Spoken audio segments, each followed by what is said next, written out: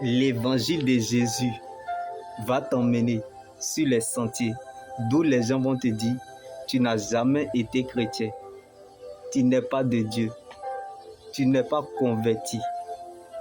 Comment le grand Dieu que nous cherchons, nous aimons, nous adorons, nous chérissons, peut te permettre d'être dans cette situation.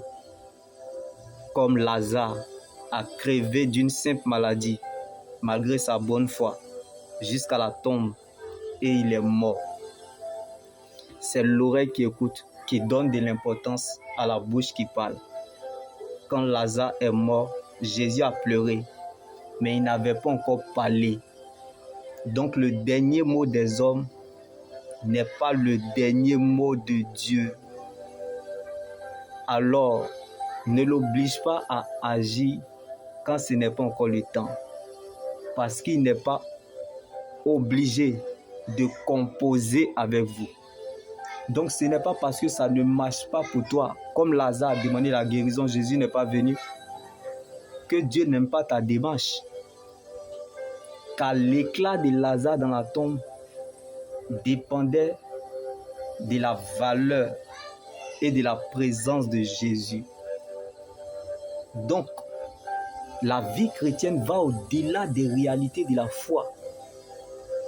Car la foi est appelée à traverser les difficultés. Donc la vie chrétienne est une blessure, mais sa cicatrice demeure éternellement. C'est ça qui est doux. Jésus-Christ, le début sucré, comme les gens ont jeté le cadavre de Lazare parce que Jésus n'était pas présent. Le milieu amer, comme il a fallu que Lazare meure pour qu'il soit le témoignage de la mort.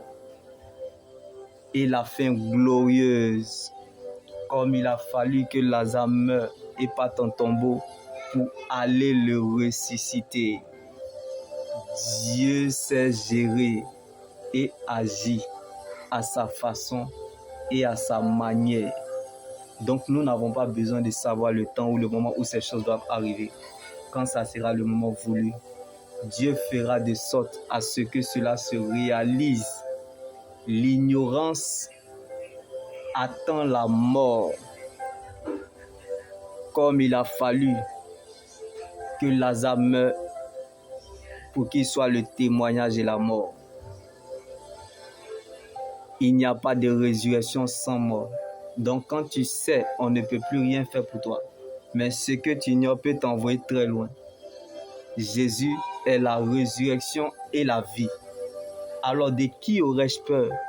N'aie pas peur de ce que tu ne peux pas changer, car celui qui n'a pas peur du regard des autres a déjà exercé une grande foi. L'éclat de Lazare dépendait de la présence de Jésus.